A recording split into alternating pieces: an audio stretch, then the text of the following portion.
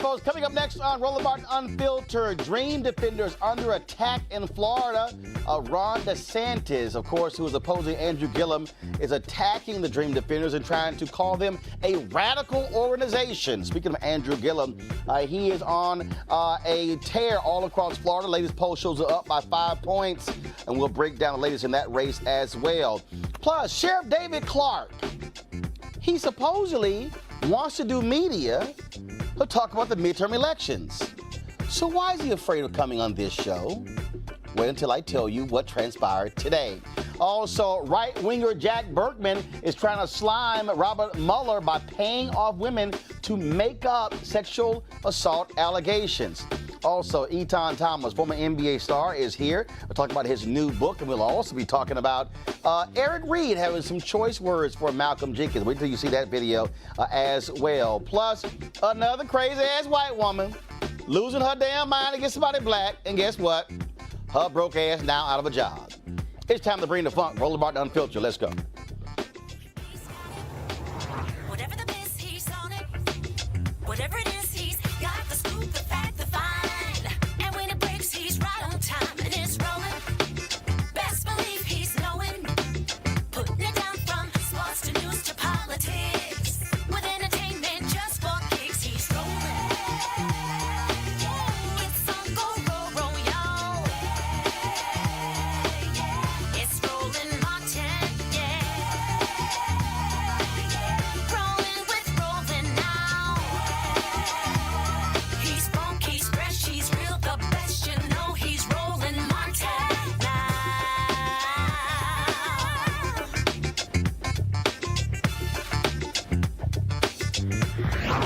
Martin.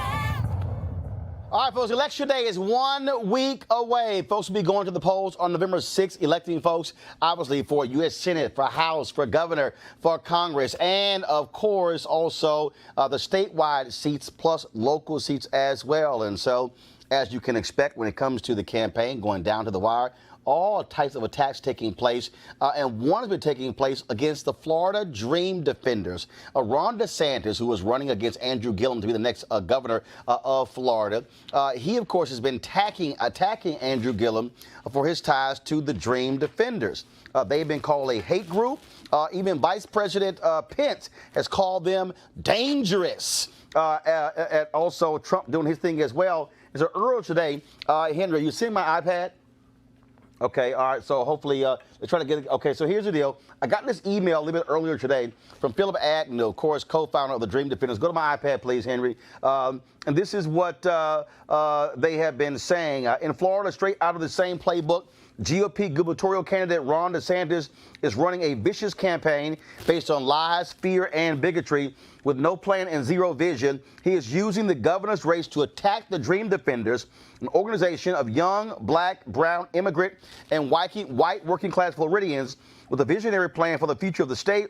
He is spreading lies about who they are and what they are fighting for. Now, of course, folks, the Dream Defenders were founded 6 years ago in the aftermath of the death of Trayvon Martin. Joining us right now is Philip Agnew. He is a co-founder of the Dream Defenders. He, of course, sent this email out. He is my Alpha fraternity brother, and so I reached out to him to have him on the show to talk about this here. Philip, how you doing? You know, I'm doing great. You know, I appreciate always you having us on, and this has been an interesting year, and we have about one more week to bring it home, but these attacks have been laughable, and they've gotten more extreme as the weeks have gone by. And when you talk about those attacks, again, they are attacking you guys because of your support for Palestinians. But they're saying there's all kind of unbelievable, crazy stuff, making you guys out to be like a terrorist organization. Exactly. You know, this stuff started when Ron DeSantis won the nomination. You'll remember the evening of his victory of the Republican nomination, he was quoted as saying to Floridians, let's not monkey this up by voting for the first black nominee for governor in the history of the state of Florida. And so this is just in a series of accusations of racist dog whistles that he's used from the beginning to demean, to mislead voters, because frankly, listen, he has no plan.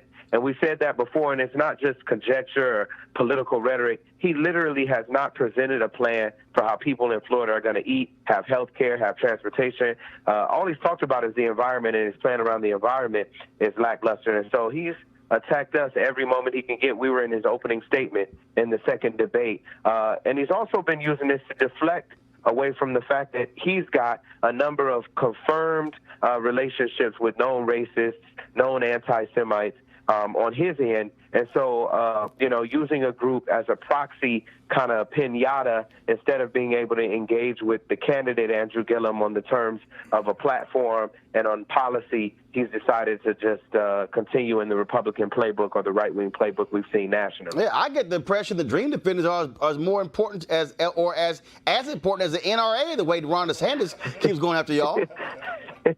Hey, listen, I wish we had that level of influence over our politicians that the NRA and the companies that have been supporting Ron DeSantis' campaign have. He's supported by the GEO Group private prison companies. He's supported by a number of corporations, Florida Power and Light, around the state. And so, you would think that we were actually running. But what we've been saying, Roland, is that we have a platform. It's not just visionary. It's not just polemics. It's not just broad overtures. This is actually a plan for what the future of the state of Florida could and should look like if it didn't give away all its money to corporations and to billionaires and actually invested in the lives and the livelihood of people in Florida. And so it's been Florida, this, has been a punchline and a playground for many, many decades for people around the country. And we've got the opportunity, not just in the candidate that we have running on the Democratic side, Andrew Gillum, but also in the organizing that has happened in the past few years since 2012 and beyond. And this rising generation of people voting want different things, they demand different things, and they're not going to tolerate other things. So what is going to happen over the next week? Obviously, they're coming after your organization. How are your other members responding? Have you seen an uptick in folks even donating to the Dream Defenders under this vicious attack? We have. People have been going to the website. They've been getting educated about the Freedom Papers, which is our vision. We've gotten, of course, you've got the right-wing trolls and bots on social media. But the fact is, this, when you're in the streets, when you're doing work, when people know you personally, you're not swayed by things that you see on television. And so over the next week, we're going to continue to do what we've done for the last 6 years. Knock on doors, throw educational event this evening in Miami where we're going through all of the ballot amendments. This hasn't gotten as much attention on the national level, but this is going to be one of the longest ballots in the history of the state of Florida. We've got amendments, including Amendment 4, which is going to return the right to vote to 1.4 million people who have had that right stolen by the state of Florida because they had a felony conviction. And so this is, in many ways, the most important election in many of this generation's Florida lives. And so we're going to continue to work. We're going to win.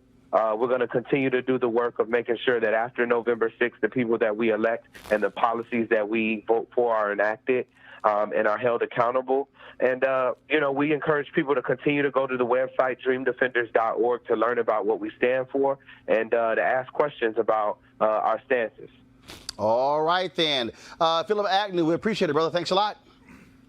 Thank you very much, always. All right, then. Of course, also, folks, Donald Trump yesterday trashed Andrew Gillum by saying that Ron DeSantis, of course, is a Harvard and Yale graduate.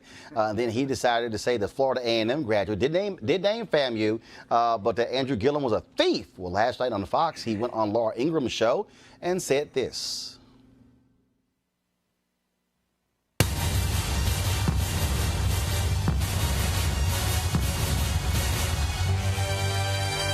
Called Andrew Gillum, you referenced him being a thief. What did you mean by that? Well, the FBI offered him tickets at $1,800 apiece, and he took them. He took a trip with the same FBI agent. I guess he was posing as a developer or something. The man stone cold took this stuff. I don't even think he should be allowed to continue on with the race. He responded today by calling you weak. You're howling because you're weak. That's what he said in a tweet. I haven't heard that one lately. That's okay. Good. That's a change of pace. Look, here's a guy that, in my opinion, is a stone cold thief. And his city, Tallahassee, is known as the most corrupt in Florida and one of the most corrupt in the nation. He's a disaster, and how he's even close to being tied is hard to believe. But Florida can't have. If Florida has a governor like that, and I know Florida better than I know practically anywhere, Florida will become Venezuela. It will be a disaster.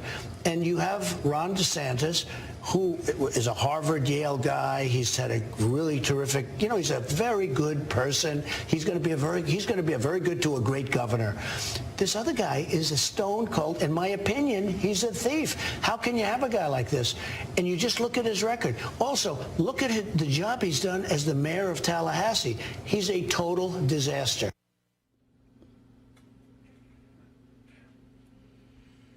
Stone cold thief. The person who's calling Andrew Gillum a stone cold thief is the same person who used his own foundation to buy a portrait of himself with foundation money because wouldn't nobody else buy it. That's a stone cold thief.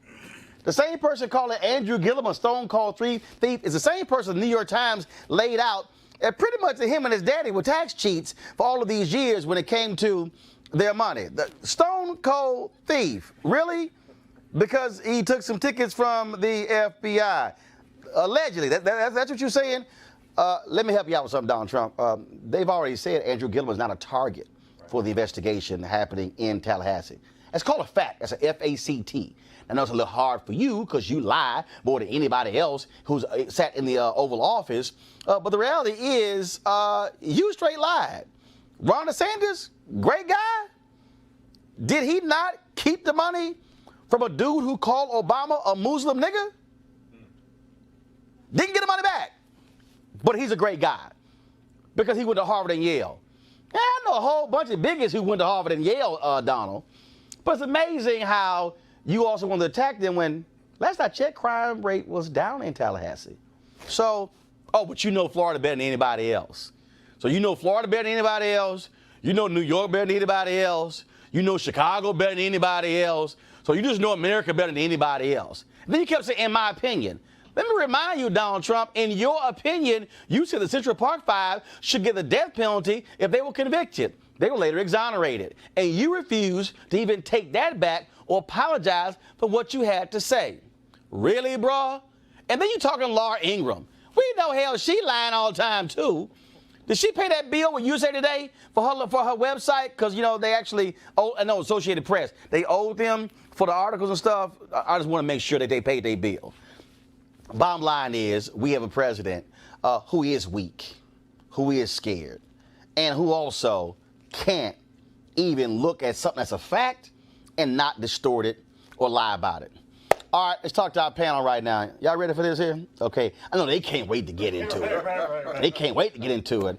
Joining us, Derek Holly, President, Reaching America, host of Reaching America, an on-demand podcast. And I know he just shake his head, being a black conservative. He's like, damn it, why did that man got to keep talking? Teresa Lundy, Principal, TML Communications. Spencer Overton, President, Joint Center for Political and Economic Studies. And Etan Thomas, former NBA player, author of the book We Matter, Athletes and Activism. Derek, what the hell?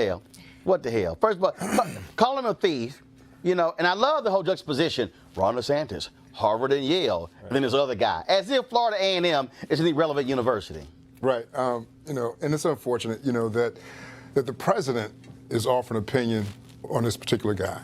But it's also unfortunate that anybody who runs for an office right now, your entire career, whatever you've done, is put on display.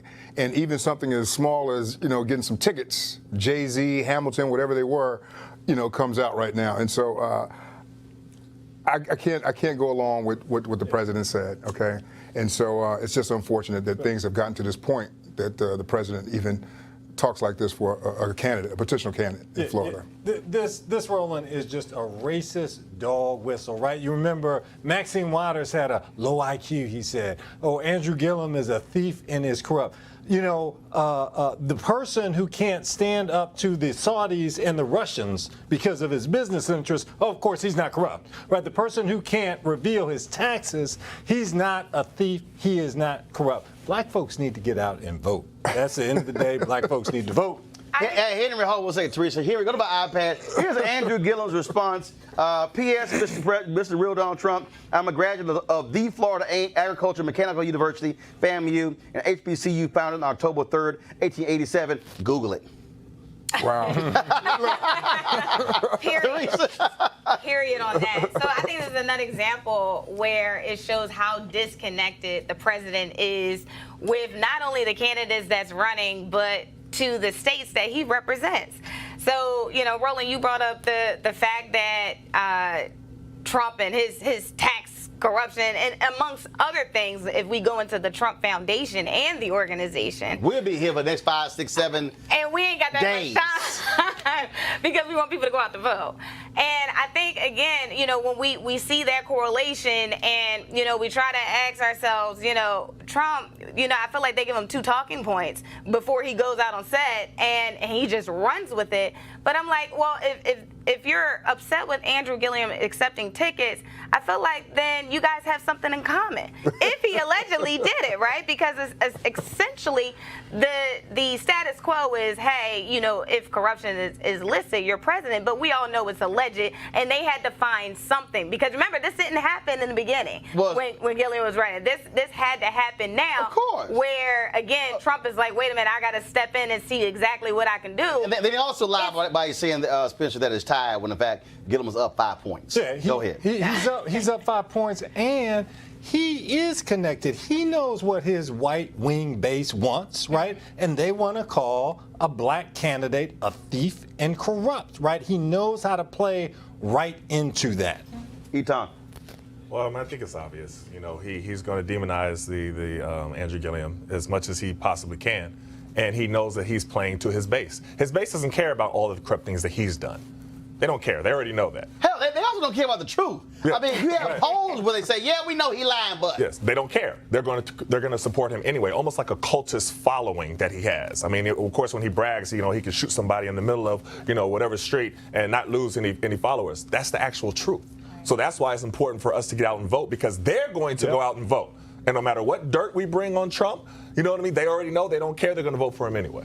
Well, I'll tell you what is pretty crazy there. We're going to get more into this, folks. Of course, also hitting the campaign trail in Florida this week will be former President Barack Obama. He'll be campaigning on November 2nd for Andrew Gillum, but also for Bill Nelson, who's running for the United States Senate against the governor, Rick Scott. So that'll take place. And he'll also, of course, he'll be in Georgia as well for Stacey Abrams. Now, also, check this out, folks. Here's a picture of Brian Kemp. Brian Kemp is the guy who's running against Stacey Abrams. He took a photo with this white supremacist named James Stakowiak. He's a multiple convicted felon, and there are videos instructing people to shoot black people in the back. Wow. Press play. Milwaukee. I was watching the news footage this morning. What did I see? I saw women and children, okay? And I'm going to tell you, people, that I don't care if they're women or children, anyone coming out of the store should be shot on sight. They should be shot exiting the store. If they make it down the street, just take their asses out and shoot them in the back. That's right. And here's another answer to the bitches, losers, and maggots known as BLM. You want to see this is the solution to BLM. Okay? And BLM, I got a round with your name on it. And you know what? Try to burn my home. Try to burn my business. Brian Kemp has never disavowed this racist or his organization, the Nationalist Liberty Union. Derek, you want to jump in? I saw you lean in first with the shirt he had on, Black Lives Matter, giving him the finger. Yeah, I saw that. And Roland, I like to say, man, it's just, right now, our country is at a place that I don't think we've ever seen it before. And Yes, we have. History repeats itself. Yeah, we've been here before. Well, you know what? I think with social media and what we're able to see right there, it just brings it to us much faster. Oh, yeah. At a much faster rate. And you see things like that, and there's no place for it, for real. I mean, how you have a bullet with somebody's name on it? That's called a threat. Yeah, It is a threat. That is a threat. That's a threat. Now, has anything been done about it? And especially after we now know that this pipe bomber dude, not only did he send 12 devices to political figures, he had a list of more than 100 people that he had researched and gotten their addresses and planned on targeting them as well. And that list include activists, journalists, and other folks. That's happening right now in this country. And he's not the only one. And so for me, yes, the fear tactic is out, and so, I wonder how many other people is like-minded the way he's actually interpreting how lives matter to him, because they don't. Brown lives don't matter, our lives don't matter, and I'm wondering, essentially, what is our government going to do about it? But at the same time, Roland, I will say that the rhetoric, that right there, it's on both sides. There's a Republican guy who's running for an office right now, and he's got 5 kids, and they threatened to shoot all 5 of that man's kids. Who?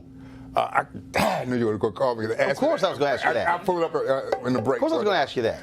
He's a candidate that's running. They said they want to shoot all 5 of his kids. And so, I say that because I do hear it from both sides. Well, I tell you what, I hear a hell of a lot more from the GOP side. You got a Congressman Duncan Hunter who is running one of the most racist campaign in the country right now, where he has literally called his Democratic terrorist, this Democratic opponent who's a Muslim, you vote for him, you are electing a terrorist. That's what he said. And this guy, of course, Republican leadership has not disavowed him as well. And speaking of that, folks, Steve King of Iowa made a comment. Of course, he's endorsed these white nationalists in Austria and actually said that if they were in the United States, they would be Republicans. This is the same Steve King, of course, Republican from Iowa, who has made all kind of racist comments in the past. And he also endorsed the white nationalist who's running for mayor in Toronto. Crazy. But check this out. And so many folks went after Steve King. Then it was discovered that companies like AT&T, Purina, Berkshire Hathaway, and others actually gave money to the campaign of Steve King. Well, Purina announced a couple of hours ago that their political action committee is withdrawing their funds from and will no longer fund Steve King. He's running in Iowa. He's actually it's neck and neck. He's up 1 point against the Democratic challenger, which is also shocking there. And of course, many people have challenged Republicans to call him out. But one Republican finally did with the National Republican Congressional Committee. Pull the tweet up, please. You actually see this here. Steve Stivers, Congressman Steve King's recent comments, actions, and retweets are completely inappropriate. We must stand up against white supremacy and hate in all forms, and I strongly condemn this behavior. Guess who has not said a word? Paul Ryan, the Speaker of the House, or Mitch McConnell, of course, the Senate Majority Leader, and other Republicans in leadership. Going to you, Etan, then Spencer. Again, luckily this guy says something. I will appreciate that. But Steve King has been a known racist in the Republican Party for a very long time. The racist comments that he has made are quite consistent, and he has no problem making white supremacist statements. Well, everything is documented. I mean, you can't go into the falsehood to say that they didn't know, or before they say, well, what has Trump said that was racist? Who does he support that is racist? Well, everything is documented, but you're supporting him anyway. Right now, nothing that Trump says surprises me. He is exactly who we thought he was. Right. I agree. But what surprises me is the number of people who are still supporting him. Right. That does surprise me. It does surprise me. Well, the reason why is because we were supposed to be moving away from all of this. America was supposed to be changing, and it actually has gotten worse since Trump has taken office. The number of white supremacists that have been documented has gone up since Trump took office. Everything has gone up. Everything has been worse. So now you have a polarizing, figure with Donald Trump that stands in front of the entire world and says he's a nationalist. There's no more excuses right now. You know exactly who he is. So if you are supporting Trump, this is exactly what you're supporting. And Derek, I need to push back on you here in terms of this notion of kind of both sides, right? we're not talking about just framing racial language here. We're talking about violence here. You know, a bullet with somebody's name on it. We see these pipe bombs across the country. We see this a synagogue being shot up here, right? And from the top, we've got. I don't think you put the synagogue into this because there were shootings under the last administration too. No, hold on. With the synagogue, it was a hate crime. It was a hate crime. That guy, I'm sorry, was a little. I think it was a hate crime for the shooting in the South Carolina church shooting. That was a hate crime too. Oh, that was no, I think that's right. But you certainly didn't have a president who said, you know, this is an okay environment and it's fine to throw a. No. He created an environment. He creates an environment when he says, hey, you can slam anybody who slams a journalist like this is okay by me. You didn't hear that from the past president. You didn't hear this kind of macho, physical piece. Oh, there are bad people on either side. No, you'd have a president who'd say, hey, this is evil. This is wrong. Yeah, who would step up to the plate. I think we have, you know, in past presidencies, we've had conservative presidents, you know, where that type of rhetoric and that type of negative energy was not spoken of. So I think, you know, right now we have, you know, a president who's pretty much outwardly saying, you know, I disavow this. This is unwanted. This is what's expected. I am with the nationalists. I am with also prosperity. Basically, we have a president that's showing he is the American dream, and you know, and he shows that through his finances. He shows that through his wealth, and now he's showing that through strength and power. But what I don't, for me personally, I don't care for how he's actually portraying what power looks like, and as he compares it to other countries. So I mean, U.S. is its own, right? We have our own, you know. Peace. I mean, you know. Bad things are going to happen. The question is, what is the response to it, right? Agreed. Is there leadership in terms of responding to things, in terms of calling out what's bad and improper, in terms of violence, that kind of thing, right? But then also trying to create an environment where folks can come together and move forward together. And we don't see that right now in terms of 1600 Pennsylvania Avenue. Here's the thing. Now, I don't dispute anything you guys are saying. I don't. However, when you travel in different circles, there are people, believe it or not, in this country who believe that man is doing a great job.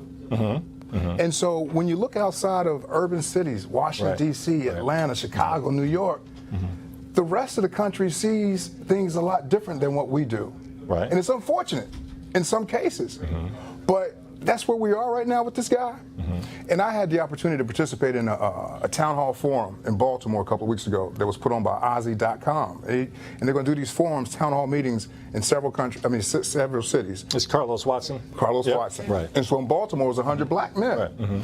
And so one of the panelists was this Raj Torres, the guy who founded Black Guns Matter. And the question came to him was, is the American dream still alive, and are you optimistic that it is? And he had a very interesting answer. And he said, I'm not optimistic. He said, but what I am, I'm strategic about what's going on right now. And he was strategic in terms of finding that organization under this administration. Now, we've got 2 more years, at least 2 more years of this guy, and possibly 6. And I think right now we all need to be strategic in how we maneuver with this administration, because it is what it is right now. And we can sit up here and talk about all the things that are going wrong, and there are a lot of things going wrong that we don't agree with. But at the same time, what are we going to do about it? And how do we maneuver through this administration and everything that's going on right now? Well, I think there's a lot that we can actually do about it. I mean, I don't think you're kind of painting a picture as if we're kind of helpless. No, not to paint that at all. I don't mean that to imply that at all. This is what you have to be able to call it what it is. I mean, now I had a glimmer of hope for a second that maybe he would show a sign that was a human side. You know, after the pipe bombs were sent to past presidents, to a couple people said I had a glimmer of hope to think that he would come out and he would say that this was wrong, and then take responsibility to say that maybe I need to push back and about of my rhetoric and my atmosphere that I created. No, he did not. He attacked the media. He attacked the Democrats. He pointed the finger at everybody else except for himself. And this is getting in the way of campaigning. Right? Like, hey, we've only got a finite amount of time before. Again, it's about me and my agenda as opposed to hey, what's the nation need? I'm the leader of this nation. Let me step up to the plate and provide some leadership in terms of the nation. Yeah. And I agree. I agree with you guys. Okay, like I said, but then again, there's another huge part of America that thinks it's got. So what is that strategic portion strategic that you for you? What's strategic for you? How can you maneuver within this administration, and what's best for you? Because here's the thing, ain't nothing going to change right now. Even with midterms, you got midterms coming up. Things could change midterms coming up right week. now, and so that will determine a lot. Right. And so polls are saying both sides. So it's going to be interesting, and I would encourage everyone to get out and vote. Everyone to get out and vote, regardless of who you're voting for. Right. I agree. So. No, I think that is right, but I think there's this other piece, which is you can't just go along with the show in terms of the guy has been inconsistent and he has lacked kind of moral clarity and vision here, right? And it hasn't been about the country. It's been about, the Saudi piece. The government is going to kill somebody in their own embassy, and you're going to hem and holler, and you can't step up to the plate and say that's a problem. Well, you can also talk about the caravan, what's happening right now. Again, this is fear. This is fear being used to, I think, gin up the base of Donald Trump. And that's what you have here. I mean, first of all, the folks they're not even at the U.S. border. They're at the Guatemalan-Mexico border. They're making and so then you have folks going on Fox News. They're going on Fox News and they're saying, they're carrying disease and they're bringing smallpox and all this. First of all, there are people literally sitting in television studios in New York saying what people are carrying in the caravan, no idea, no facts whatsoever. And again, it's speaking to fear. Right. And there's some Muslims mixed in there too. And in fact, last night, Trump, this came up last night when Trump was talking to Laura Ingraham. Press play.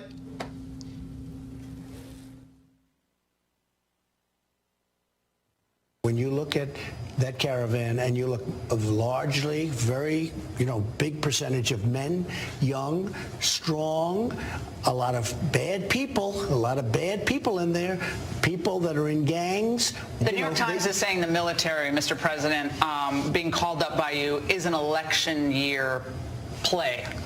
Is this politics or is this real? When you look at that, thousands of people.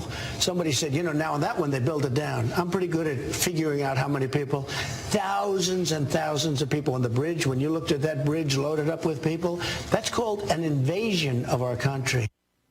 All right, folks. And here's the piece. The military, the only action they can take is logistics. They literally are limited to what they can do.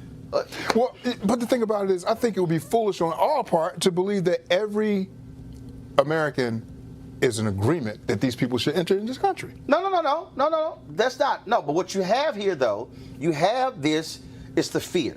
It's also him coming out saying that he has the right, with an executive order, to somehow just change the U.S. Constitution. Even Paul Ryan. We know they can't do that. No. But the fact that you're the president and you're saying it and goes, no, my White House counsel told me I can, and I'm going to sign it. Again, executive order, though. He can do it with an executive order. No, he can't. He can't change the Constitution, but he can have an executive order. No, he can't. He can't do that. The Constitution doesn't allow him to have an executive order, but not one that's not constitutional. Right.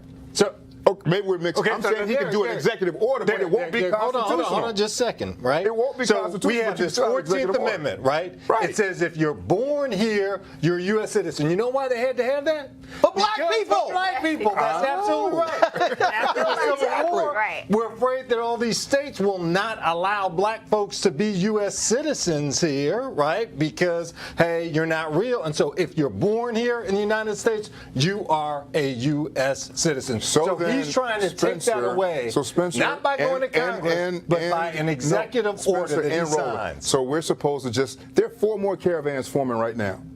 4 more forming right now. Right. So are we supposed to just say, hey, come on in? No, nobody said that. We said that this is about a fear-mongering, this notion of you're protected, white folk, we're going to get your guns, should we let these people in? We're going to protect you from these black folks who want life and want to talk back to police. There's a process we have for people who congregate at the border. Law. Yeah, it's not like the floodgates are just opening in up. 2012, 2008, 2012, Democrats ran on immigration.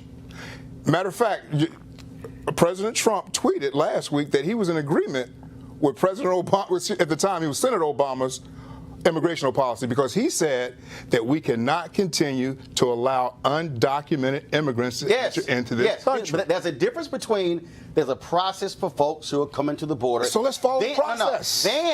Then the fear-mongering that we're seeing, they're bringing disease. They're taking over. You got these white women who are saying, oh my God, they're going to be taking over our summer homes in Minnesota. God, I don't dispute the fear factor. But again, but the fear factor is a part of the political game, and what I'm saying is not sane, it's not logical, and what it is, and let's cut to the chase. This is really what he's saying. Hey, them brown people coming. They coming to take the place of all these white folks. They gonna kill you. They gonna take your children. They gonna take your job. That's exactly what they're saying. Right. And black people are very familiar with white fear. Mm-hmm. I hear you. I hear everything you're saying, Roland, but, you know, my wife, who couldn't be more anti-Trump, okay, she went to church Sunday with her sisters and her mom. It was some kind of Women's Day kind of thing, October. So after church, it was her and 7 other black women standing around, and they were talking about the caravan. And so it was interesting because she came home and shared it with me. She's like, every last one of those women who ain't no Donald Trump fan all agreed that something has to be done about this caravan. Yes. People enter into this country. And when you say something has to be done, guess what's going to happen? The process, follow the process. They're going to get to the border. There's going to be a process.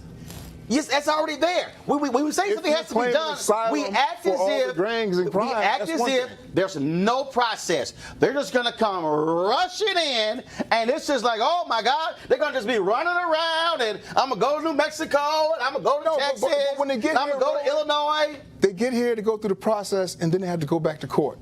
And then what happens in the time when they're supposed to come back? They don't show, so they're here. Okay, first of all, they will likely be detained. First of all, they're not going to come. They can't detain them until citizenship or whatever. They're not going to come into the country and then just sort of just go wherever. Okay. No, that's not how that works. Yes, I know that. That's not how it works. And so, but again, it's fear that's driving. All right, folks, hold tight one second. Second, we come back, we're going to talk about fear of people like David Clark. Scared of black people like me. We got some other stories we're going to talk about. We're going to go to a break right now. So we'll be back at Roland on the Field in just a moment.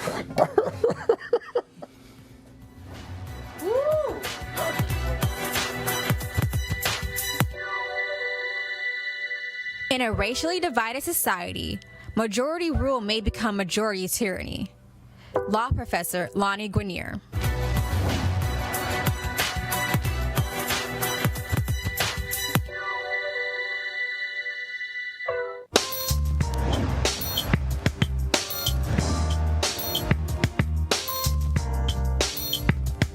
First off, HBCU Giving Day is school today, St. Augustine's University. Of course, I'm rocking the hoodie. This is what I was given. My Alpha General President, Dr. Ward, is the president of St. Augustine's. And so when I was there speaking on the campus a couple of years ago, they gave me this, located in Raleigh, North Carolina, established in 1867 by the Episcopal clergy for the education of freed slaves. And some of their greatest graduates, Anna Julia Cooper, writer, educator, one of the first African-American women to receive a PhD, and Henry Beard Delaney, the first African-American Episcopal bishop. And so please support, pull the graphic right there, St. Augustine's University, www.st-aug.edu. And so, Dr. Ward, y'all get a shout out. That's why I'm rocking the hoodie. Normally I wear HBCU gear on Monday, but since we were out of studio yesterday, I pushed it to Tuesday, so we do it every single Monday. And of course, we do HBCU Giving Day every single day. And if you're a graduate of St. Augustine, send a check.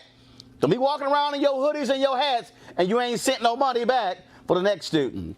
Also, folks, so that's right now. I want to thank one of our newest supporters. I'm going to talk to you about right now. If you're looking for a hot new investment opportunity, I have two things I want you to think about: legal marijuana and crowdfunding. Now, you just let that sink in for a second. Our friends at Transatlantic Real Estate have created a unique opportunity for everyday investors like you to get in the game for as little as $300.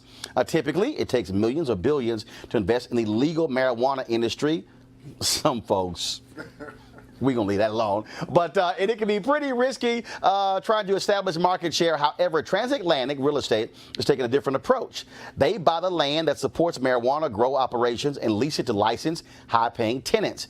Now imagine being a landlord to licensed marijuana farm with the prospect of further legalization and changing public perceptions about marijuana. Some investors could end up making serious money over the next few years in this multi-billion-dollar industry. The best part is they're using crowdfunding so you can get in now before they take the company public. If you want more information, go to marijuanastock.org. That's marijuanastock.org. So check them out and you can get in now. So we'll, of course, see what happens. And, of course, we'll also be covering a lot more of that issue because more African Americans are also getting in that business as well. All right, y'all. So, look, we're on this show. We talk to all kinds of black people.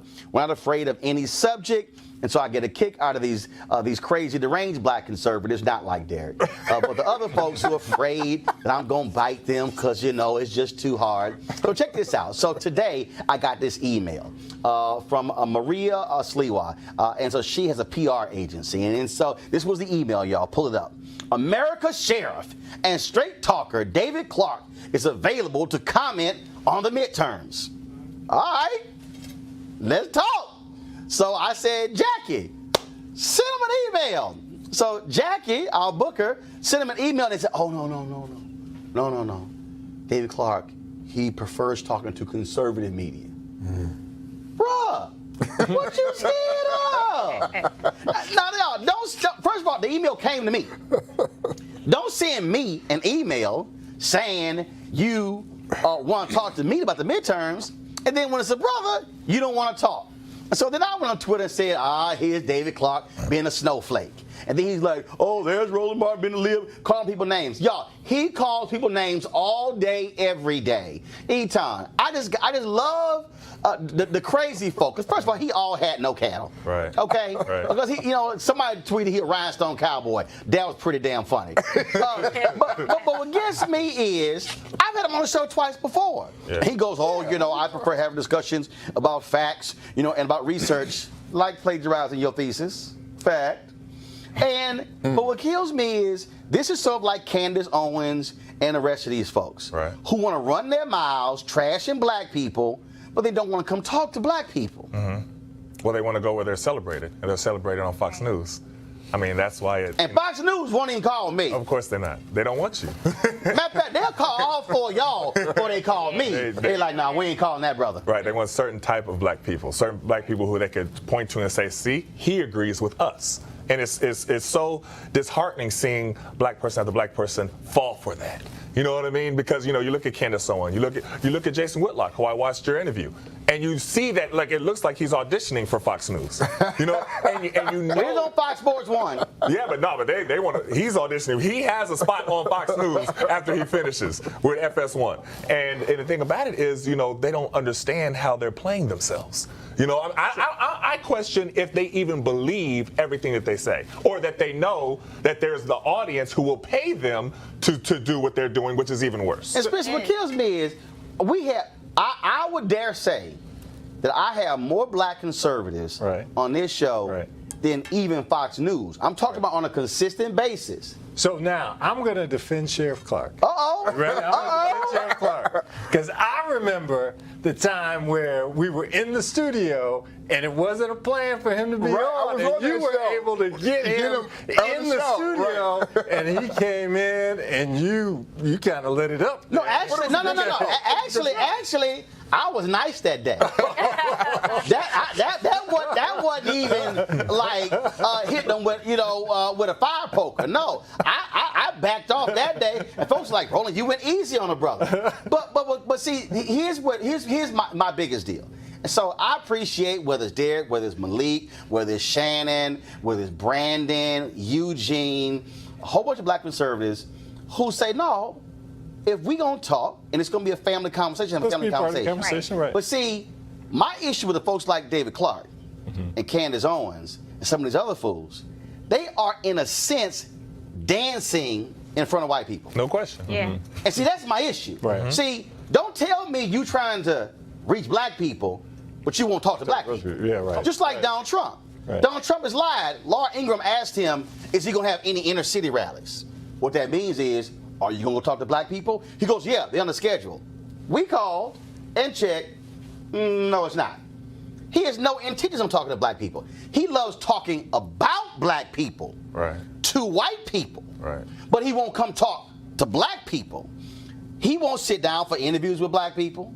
He won't sit down with black-owned media. Yeah. He won't have these conversations. But he did talk to Kanye, though, didn't he? Yeah, he talked to Kanye, right. Him and Jim Brown. And I think Jim knows he was there, maybe. But again, that's what you have it, Teresa. You have this game being played. And when I say to a Sheriff Clark, man up and walk in, have a debate. Because here's the piece. I ain't afraid of Fox News. I ain't afraid of Sean Hannity. I ain't afraid of Laura Ingraham. I'm not afraid of Martha McCallum, Tucker Carlson, Lou Dobbs, Kennedy, Outnumbered, all of them. The 5, the 7, the 9. It don't matter. Matter of fact, I got no problem that if it's 10 of them and just me, that's unfair for y'all. I think Roland, you have to. Bruce Lee. Roland, you have to. I'm going to be like Neo from the Matrix. I'm ready. But Roland, you also have to understand where the media climate is. As you well know, when some of the black community, when we listen to, the show and the podcast, we know we can go to Roland Martin's show and we can hear facts, right? We can hear history, we can hear significance. And I think, again, when Etan was talking about the celebration of African Americans, that's why Candace Owens and some of those other characters go on Fox News and they're talking the way they are, which it looks like they're dancing, is because that they're one, yes, they are being financed, but two, even when I believe Candace came to Philadelphia, it's my hometown, and she was literally probably 2 blocks away from the hood when she had a bunch of people protesting her out of a restaurant, right? And she literally looked like a dart, right? Didn't say anything, hiding and everything else, like, oh my God, I'm in almost the black community, what to do? First thing she did was go on Twitter, so I mean, but there was no, and it literally probably was like 5 people exiting her out the restaurant, so it wasn't even big. She can't handle the heat, because outside the White House on Friday, she accused me of calling her Uncle Tom and Coon. That's why she blocked me. And I said, Candace, I blocked other people for using those words. In fact, when Umar Johnson was on my show on TV One, that was a good one. When he called Eugene Craig a coon, I said, oh, hell no. You're not going to use racial slurs on my show against another black person. Got it. Not going to happen. Mm-hmm. And I said, Candace, show me the proof. Right. Show me the proof. I'm still waiting, because she can't find the proof. But speaking of proof, now y'all know I try my best to avoid anything this dude say, because we're gonna talk about this, which is gonna lead into Etan's book and Eric Reid. But guess who tweeting? Who? Y'all know Kanye back on Twitter, right? Oh, great. I thought it was off. He's back. Oh, he back. Pull his tweet up. Oh, Lord. I support those who. No, actually, I don't want to go that one. I'm going to go to this one here. I would like to thank my family, loved ones, and community for supporting my actual beliefs and my vision for a better world. Y'all ready for the next one? Okay. I introduced Candace to the person who made the logo, and they didn't want their name on it, so she used mine. I never wanted any association with Blexit. I have nothing to do with it. My eyes are now wide open, and I now realize I've been used to spread messages I don't believe in. I am distancing myself from politics and completely focusing on being creative. Wow. Now, Blexit, of course, is this this thing that Candace Owens come up with, saying that black people are going to be exiting the Democratic Party, and they have this. So she gave this so-called State of the Black Union speech on Saturday. But you're gonna love this one. She wrote something and put it in Breitbart. Oh yeah, a lot of black folks reading that one, and so they're trying to tie it to Brexit. Of course, with England leaving the European Union, they're calling it Blexit. But clearly, Kanye is not happy how he's now being used. Hashtag Kanye, we tried to tell you. Etan? I mean, what could you even say? I mean, we did all try to tell him, and it's sad. You know, sometimes I'll watch Kanye go on. I don't want to use the word rant, but I can't think of any other word. It was a rant. All right, I'll use rant. Dog, when you go to the Apple store and stay on top of the table and you start ranting, it's a rant. Right, it's called a rant. And I just look at him and I'm like, you know, I remember, I'm old enough to remember the old Kanye, the Kanye with Chicago, because he used to do all the beats for the conscious rappers. You know what I mean? I remember seeing him as a surrogate for President Obama at some of the events. He was a completely different person. Yeah. So I don't know what happened. So let's just... Life. No, I can't blame him for this one. I can't blame him for this one. Look, honestly here, I think he's going through a very tough time here. And, you know, there may be some medical issues that we don't necessarily know about or have all the details on. And so, you know, hopefully he's kind of getting help and he's moving through it. But he's realizing how he got played. Right. And that's the whole deal here. And look, I have talked to, and I made this point because when Candace's group, they blocked us from getting a media credential. They approved us, then they said, oh, no, y'all weren't approved. Jason Johnson with The Root, same thing. And I emailed them back. I said, y'all realize I've interviewed every major black conservative in the last 25 years? And y'all don't want anybody covering your stuff because you don't want to be questioned. And all those young black conservatives, they were posting videos, people, and they were just spouting stuff, and literally, they didn't even know people like Arthur Fletcher, or folks like Bob Brown. They had no, for them, and this is the issue for me, and so here's the most offensive thing for me when I listen to the likes of a David Clark, a Candace Owens, a Larry Elder, a Jesse Lee Peterson, and folks Star Parker, Deneen Borelli, is that what they do is, and this is their game, and I want y'all to understand this here, this is their game. Their game is to trash black people. Their game is not public policy. Their game has nothing to do with issues. It's to say black people are stupid, or slaves, living on a plantation, dumb. Even those little young black conservatives at that summit, okay, which was actually a free summit, they flew them in and paid for their meals and their hotels, so it wasn't like it was a real conference. I hit them up, and you know what they said? Well, why are black folks voting Democrat? And I kept saying, what's your agenda? I said, if you were standing in a room full of black people, what's your agenda? Derek, they have none. They're not about substance. J.C. Watts, Elroy Saylor, Kay James, I can go down the line. Those are black conservatives, those are black Republicans who actually have substance, who you can talk to, who you might disagree with. Oh yes, Kay, I sat down with Kay over summer for a 20-minute interview. JC's been on my show. Elroy's been the panelist on the show as well. Angela Saylor, his wife, has been on the show. Michael Williams, I can go down the line. Alan West, I can go down the line. Will, why is it escaping me? Congressman, come on, out of Texas. Will Hurd, okay? We've had them all on the show. Those are real black Republicans. These are folks who are following the entertainment of Trump. Yeah, I think a lot of times, I've said this myself about some of them, you know, it's talking points. There is no substance. And so, hence me being here, because I believe in what I feel. So I do think I don't think Kanye, back to him, I don't think he can carry a message.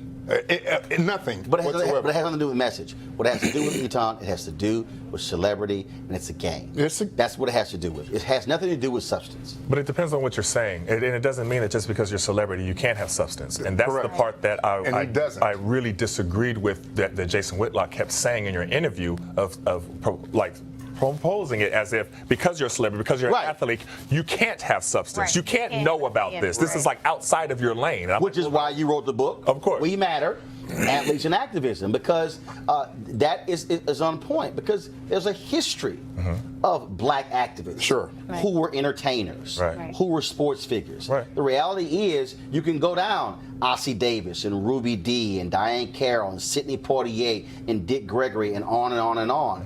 Harry Belafonte, artists who use their platforms to also be active. And you're right, that was the issue. The issue that I have most with Jason Whitlock is he says they're stupid, they're dumb, they're ignorant, they're not smart enough to know what they're talking about. When the fact of the matter is, no, you got cats who, when he said, oh, y'all is all of a sudden turning them into intellectual heavyweights. I mean, it was this whole, it literally was, he literally was the equivalent of just shut the hell up and play entertainment. No, that's exactly what he said. And it was very demeaning. And, you know, it always hurts more to see somebody that looks like you on TV saying that. But that's kind of his shtick. That's how he gets on, and then he's been doing that for a while.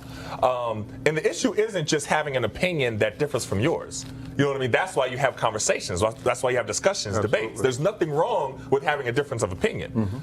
So the reason why I wanted to put together this book was to show all of these athletes who are using their voices, current athletes, because like you pointed out, you know, people are often, you know, quick to say, well, there's no modern day Muhammad Ali. Or Kareem or Jim Brown or whatever. Right, but then when you do have somebody who does take a stand, then they criticize them for, like Jason Whitlock did. He's like, what is he trying to be, baby Malcolm X? As if that's an insult. As if that is there's certain black people who would say to call somebody baby Malcolm X or Angela Davis would actually be an insult. You know what I mean? That's not an insult. And you talk to Kareem Abdul-Jabbar, Bill Russell, Steve Kerr, Jamel Hill, Oscar Robertson, Dwayne Wade, Russell Westbrook, Michael Bennett, Carmelo Anthony, Soledad O'Brien, Chris Hayes, Tamika Catchings, and others as well.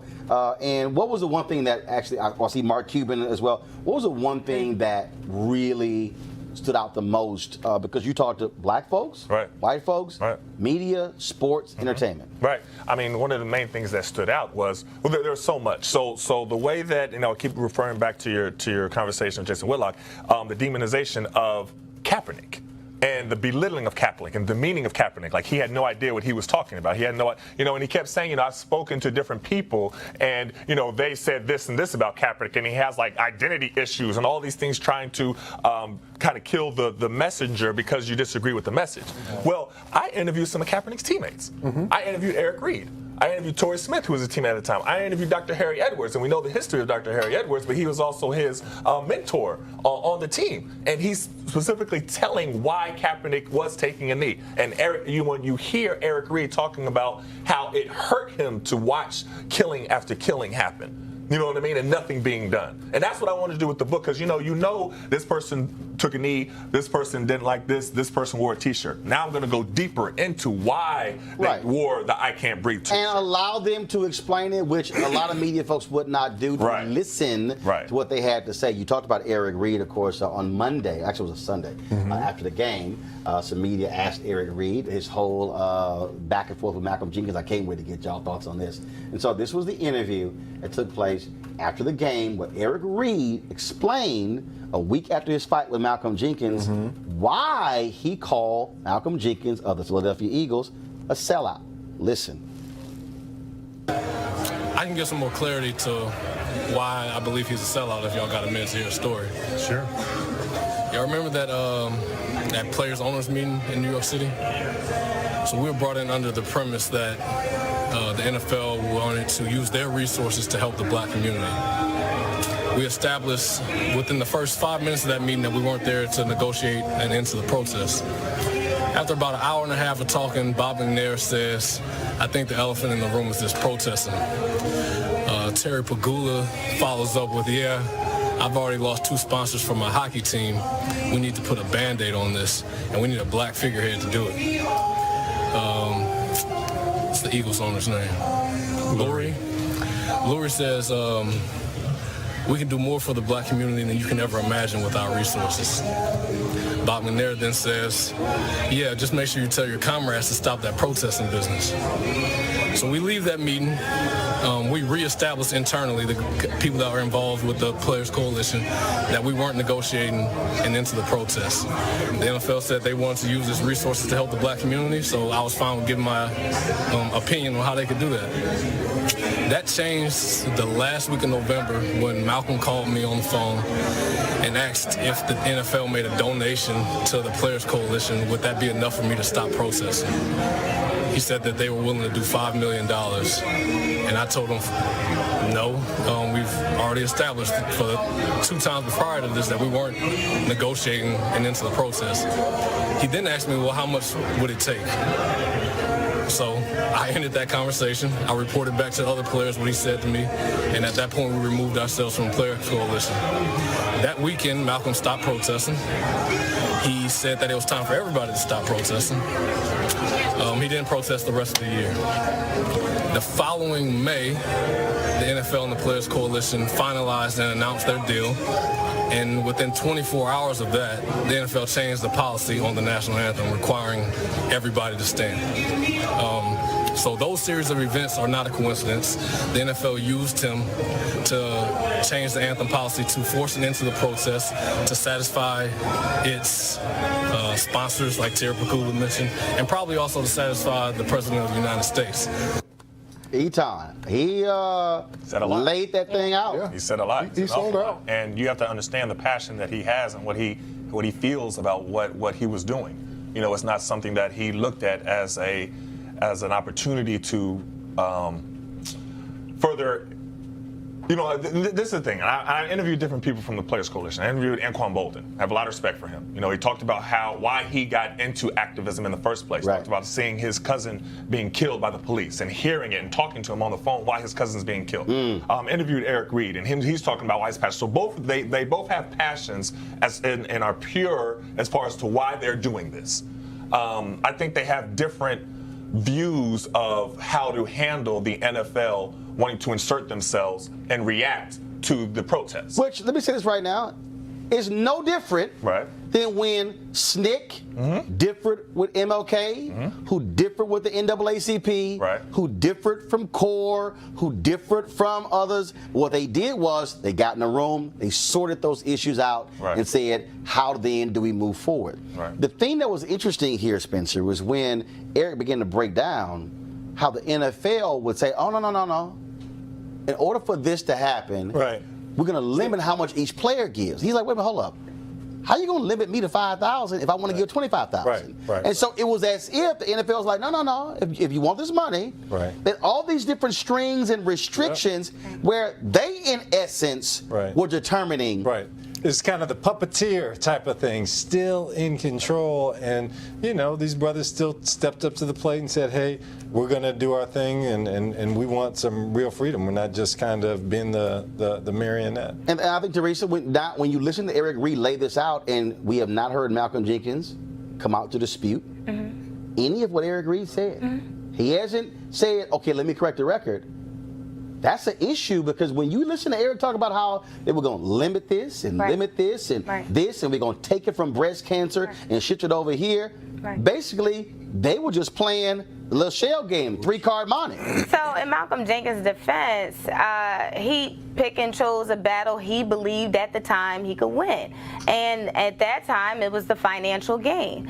And I think it's actually a lesson to all of the players, you know, if the NFL is going to limit the amount that you can spend to donations, what personal wealth have you been saving or investing where when they start pulling those strings, they are no longer tied to that and they can just have free will. No. But see, this case here, Etan, go ahead. But it was fool's gold. And what they were trying to do, they were going to twist it and use the media to say, see, they wanted us to take away from breast cancer awareness. I guarantee you that's what they would have done. They would have showed, like, everybody's just hearing that's where it's going to come from. I guarantee you the NFL would have put that out there. They said that they wanted us to divest from some of these other places that everybody is for. You know what I mean? To be able to and make the NFL look like they were so, trying to work with them. And so basically, if somebody came in here and they said, okay, Roland, I'm a match a gift on how much your panelists give. Okay. And if it's 5 of us. So we say, okay, fine. We're going to give 50 grand. And I say, I'm going to give 25 of that 50 grand, and then y'all make up the rest. An outside person said, no, Roland. You can't give 25.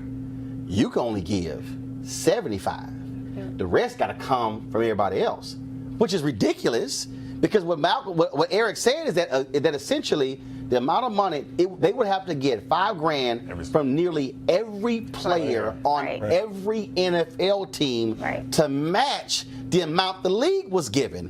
Why should you care if one player gives 50 or 75 or 100 or $1 million? Why? So they can say, look, we tried and they didn't do their part. Yeah. They put an offer on the they're table. Playing chess, not checkers. So they're trying to. You're creating the rules. Right. You're controlling the narrative. Yeah. You're controlling everything. And yes, if it didn't work, we did our best. They turned their backs on $80 million. Right. I thought it was supposed to be $100 million last year. Well, it was supposed to be $100 million. And even then, I looked at it as like, you know, when you broke it down, I think it came out like $2 million a team. And over 5 years. It was over 5 years. So it came out like $2 million a team. And these teams make more than that on Sunday concessions. Right. So it was nothing. And it was all about, can y'all just shut the hell up? It was. Stop protesting. And that's what the whole deal is. Absolutely. Etan, final comment. And another part that really bothered Eric Reid was there was no mention of Kaepernick not being blackballed. And that they wanted that to be something that was in there. So like, wait, so Kaepernick's still going to be blackballed, and we're still going to go actually whiteballed. Whiteballed. I'm sorry. and we're still going to go along, and that's just going to be okay. And he felt almost that they just kind of pushed him to the side. Yes. Now, that's not to say that the Players Coalition hasn't done a lot of great things. They've been here in D.C. lobbying for laws to be changed. They do a lot of criminal justice reform. They do a lot of good things. So I don't want to not say that. But as far as Eric Reid is concerned, the way that it went about, I can understand why he's upset. And I also know some people who are very upset that there are 3 white women who are running the Players Coalition.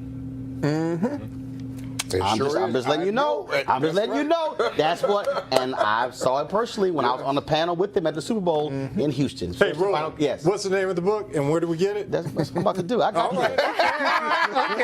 I'm just trying to look out. I got this. Just keep your ass over there. I picked the damn thing up, and unbeknownst to you, the control room, I can hear them say, pull the graphic up. We got this, Spencer. All right. Damn. But why don't your ass go ahead and say it since you want to go ahead and do it? Go on, hold the book up since you look at that camera right there. No, look right there. Right here. So where do we get this book? Damn it, tell them the name of who wrote it and the name of the book. We Matter. Athletes and activism. Look at the camera when you doing it. Since you want to do it. Athletes and Activism, We Matter. That ain't it. The book is called We Matter, Athletes. Do it right. Do it again. Oh, hell no. Y'all, the book written by Etan Thomas. It is We Matter, Athletes and Activism in bookstores now. Get it online as well. Go support your black bookstore. All right, y'all, last story before I got to get out of here. Another crazy white woman. Y'all know these white women losing their damn mind. I don't know what's going on with them. They must be on the same stuff as Kanye. On October 19th, a drunk white woman, Susan Westwood, harassed 2 sisters in a North Carolina apartment parking lot, threatening women with a gun. Then they decided to call the police on Westwood. Y'all got the video? Press play. I'm still going to make $125,000. I'm still going to make $125,000 Monday morning. Who are you? Do you live here? No, I'm not going anywhere. I'm not going anywhere. Is your boyfriend here? Is your baby daddy here? Nobody cares. I'm if you white and I'm hot.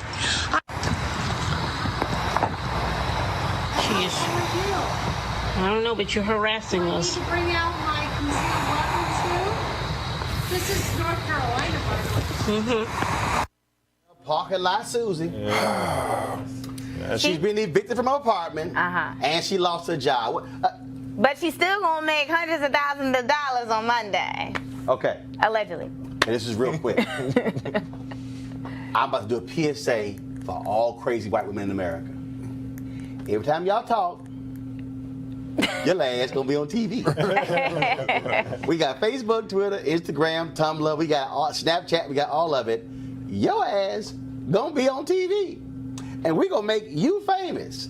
Now here's the deal. If every crazy white woman act a fool and lose their job, we could wipe out black unemployment. So I think what we should do is for every crazy white woman who lose her job, we should then send 20 black people in to apply for the job because we know one just opened up because the crazy white woman just got fired. And so here's the deal. To all the crazy white women, if y'all want to help really lower the black unemployment rate, please keep acting a fool and cussing out black people because guess what? This clearly is about to be the greatest job job creator for black people in America, courtesy of crazy white women.